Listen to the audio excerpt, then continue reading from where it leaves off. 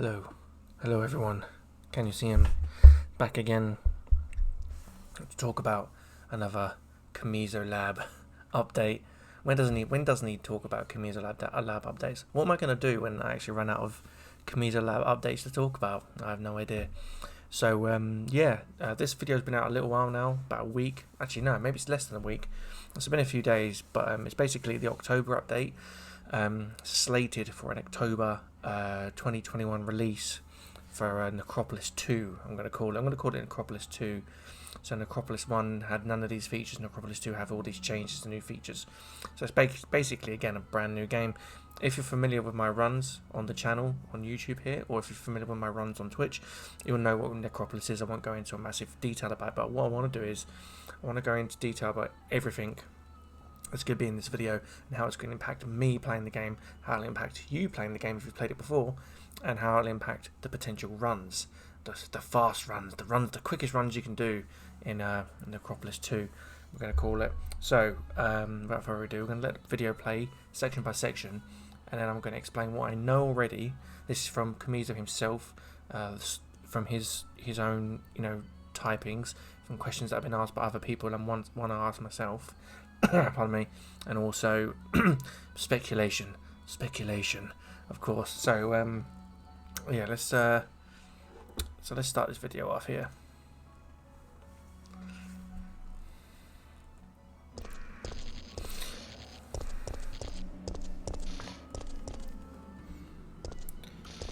So I suppose before, I'll let this play out in a second, but I suppose the most obvious thing to mention is nothing much different here. Everything's the same in settings wise, but instead of it being the boulder, it's actually the toy uncle head from Resident Evil 3 Remake. So instead of a random boulder sitting in the middle of the sea, we've got the toy uncle head. So I suppose it makes it more aesthetically pleasing to the eye in the middle of the downtown area. So it's a good, nice little touch. It was talked about in the last version, but I guess persuasion took its toll, and we got the toy uncle head from Resident Evil 3 Remake. But yeah, I like it. I like the change. I think it's really good. Just makes it all come together even nicer. The true remake, as you would say, the true remake. Nothing against the original, nothing against the remake, but again, if this was the remake, you'd have a lot of happy customers.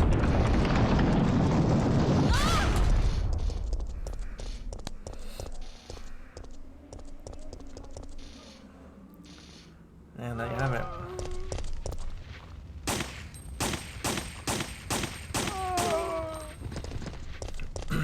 Okay, so before it continues, I want to point this out just so we're kind of on the same page. As you can see on the top up here, it says Nemesis Capsule. Okay, now if you look to the screen here on the left, I believe it is the left here where I'm pointing, you'll see a capsule looking type thing, or some sort of chamber or metallic object in the corner. Now if you're familiar with the original game, you'll know that that's not there when you start the game. Of course, you come here a lot later in Necropolis, but that is actually the chamber which was deployed by Umbrella that contained Nemesis. An amazing touch. Really, really beautiful. And what's really interesting about this is that it also adds another depth of dynamic to the game. Another kind of layer, if you will. Because that's what these original games were all about. The music, characters, and the characters had to play a really important role. The iconic voice lines and iconic settings, and just all this stuff kind of really brought the PS1 era of games together. So to add this kind of detail is truly pleasing to the eye, and it's also truly pleasing to an OG player or someone who loves the original games, like I know most of you probably watching this do. So it's really interesting, and it's such a nice touch to something that's really, it's just beautifully done. It's just beautifully done.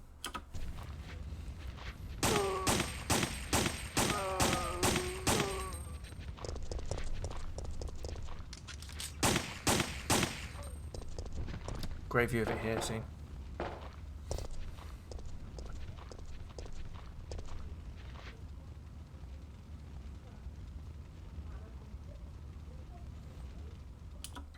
So what's really interesting about this is the fact that because it's Nemesis Capsule, and if you played the original Necropolis version, every time you beat Nemesis in it, you'd get the rocket launcher. Now, having the capsule here at this part of the game is incredible, and the fact that you get a free rocket launcher from it is even more incredible for a couple of reasons. One, casually, it kind of unlocks a way of putting Nemesis down and maybe giving you an easier time to beat him if he's causing you a bit of trouble, which he does a lot in this.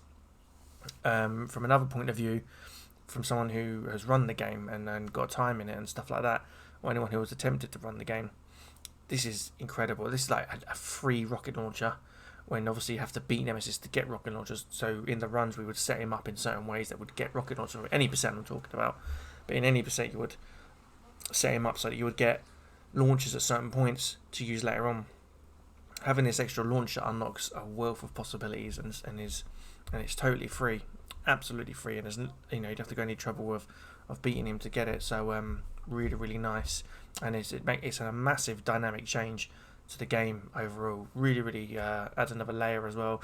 And the fact that it's inside the capsule, that's pretty cool, you know. And you know, Nemesis was so eager to get out of it, he's buggered off and left his rocket launcher. So.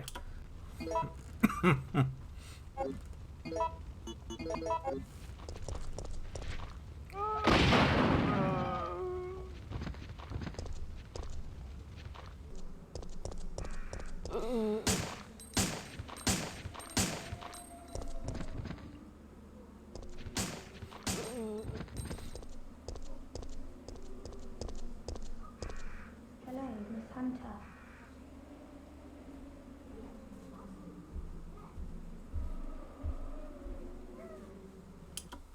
So what's really cool here is the fact that, you know, in Necropolis there are certain points of the game where you have to interact with items or objects or puzzles and things like that. But Jill won't do any of that, because if there's enemies around, she'll just say, oh no, I can't do that right now, or there's not enough time, or there's enemies around, something like that. I'm assuming that to do this trade with the merchant, you're going to need to eliminate any enemies that may be around. I don't know how many enemies would actually be here initially that you need to take out to actually activate this window or get to it. I wouldn't assume I would assume that actually doing this would be worth, because you know, you need to give green herb away, one of your healing items. And this has been said by KOMIZO in a post on the YouTube video of this. In the comments, it's been said that you know, given the merchant girl multiple different types of herbs will give you different rewards. Didn't go into detail of what rewards, but it will give you different rewards based on what you give. So here you'll see that Jill hands over a green herb. Hello, Miss Hunter.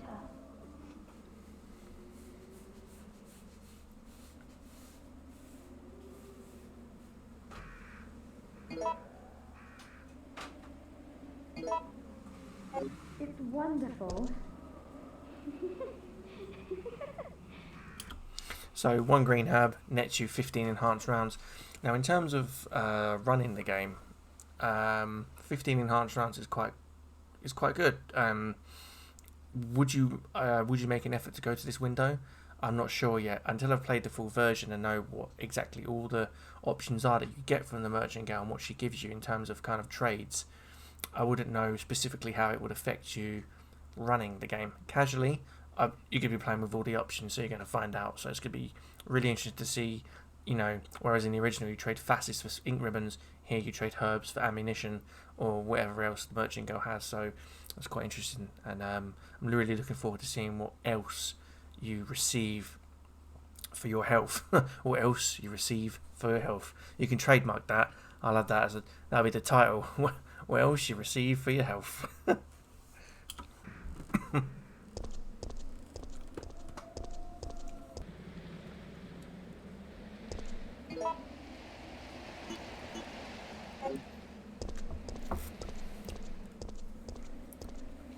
Any more business with me, friend?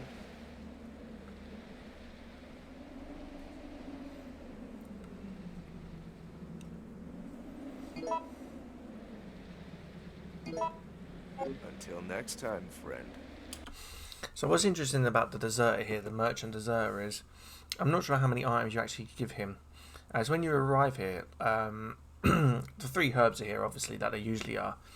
But what's interesting about the Deserter is when KOMIZO wrote this as well in a response that the merchant only receives one book, and this book is specific. I don't think it's actually tied to a book that's in the chapel. I think it's tied to a specific book, where it's an item that you encounter in the game as you're playing it.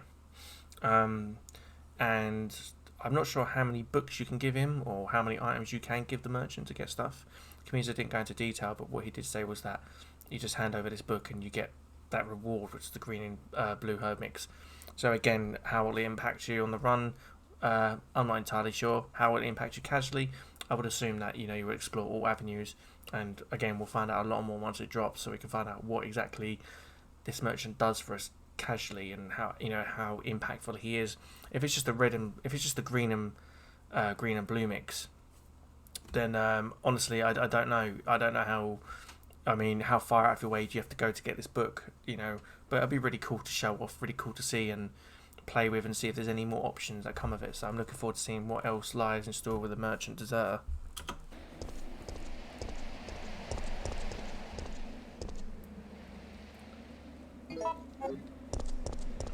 Rob Deserter.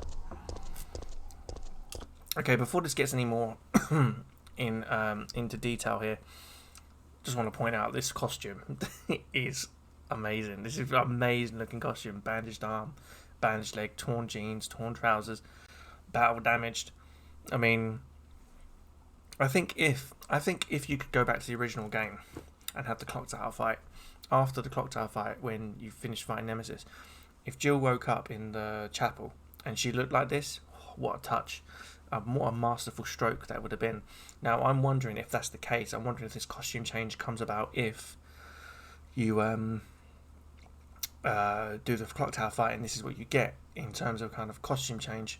I would love that. I would love it to be like you do the clock tower fight, that gets done, and this is what you look like. But I don't think that's what's going to happen. I think the scene you're about to see now has an ulterior motive, which I'll explain in a second. I'll let it play out and then I'll talk a bit more about it.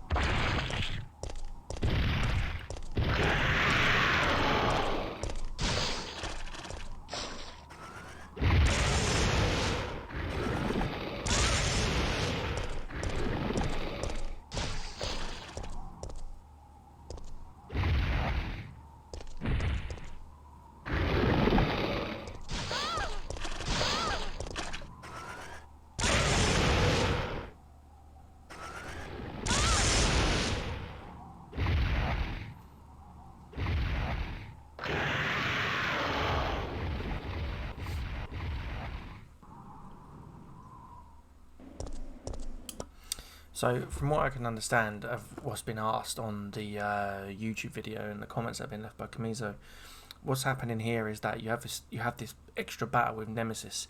So, I'm not entirely sure how it's going to play into it, but I believe he said that once you finish the game, it's not truly over. This is like an extra ending. He said this is like a continuance of the end. So you finish the game and you get this battle that commences where you've got to chase the Nemesis down. So I don't know whether Jill gets dropped off here, or there's a timer on this, or it's some extra mode, or it's an extra scene you've got to unlock, or you've got to do certain things to get to it. But it seems like that she gets that rail cannon, takes it with her, and you've got to carry on fighting the Nemesis in the streets. So I don't know if you're chasing him down. So he escapes into the city, and you've got to chase him over multiple areas of the game and keep shooting him with a rail cannon to finish him off. It's pretty mad. So that's the idea anyway. I think that's what the idea is. This again, some of that is from KOMIZO, what he's written. Some of that's kind of my speculation, but I wouldn't be surprised if we're chasing him over multiple areas, finishing him off, which will obviously extend the game and make it even more in depth and longer. In terms of running the game, it'd be really interesting to see how that works, because obviously, how would it affect the final battle? Will you take the chopper drop you off in the streets? Will you have to make your way back to the tram car? Will you have to make your way back to another area? I don't know what's going to happen. I mean, I've seen a chopper being modded into a Resident Evil, so I wouldn't be surprised if KOMIZO's gone that extra further step and modded a chopper into the game. or something like that. It'd be really cool. But you know, we'll see. We'll see what happens. But yeah, let's carry on.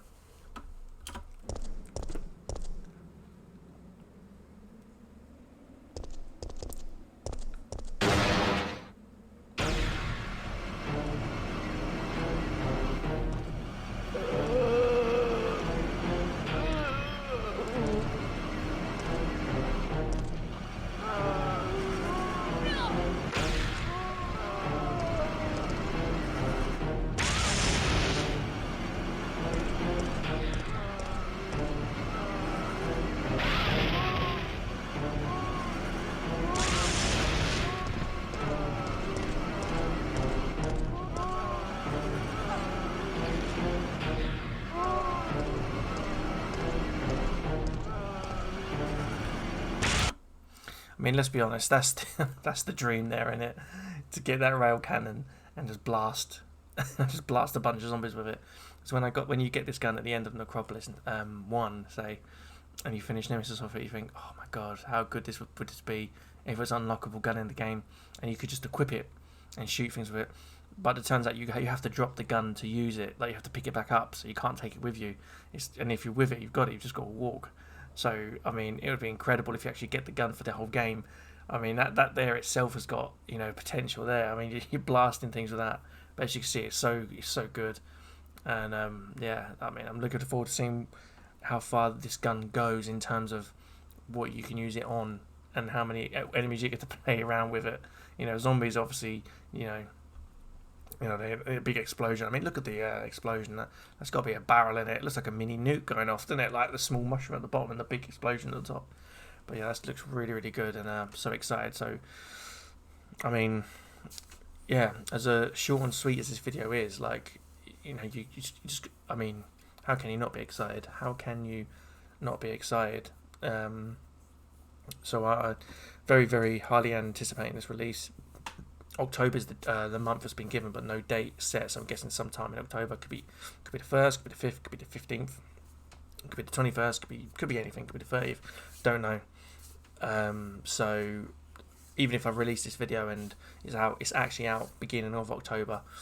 You know, I hope people who haven't actually got the chance to experience Necropolis 1 play that first, and then experience Necropolis 2, so they can see the changes and appreciate the growth of this mod. And you know, and if KOMIZO ever watches this, and a personal message to KOMIZO himself, I would like to say, you know, thank you for this game, this mod, and please continue updating it, because I mean, it is pretty much the god of RE3 mods. This is just, you know, layers upon layers of just story element, and you know, just dynamic creativeness, and just it's got everything you need. I mean, it's so addictive to play, and you know, I mean, you know, the only reason you know, like, I find myself not playing Necropolis at the moment is because of this. You know, I know this is coming, and it's like when you get a new game, you know, and on a season, and you're waiting for it to come out, and you just can't wait.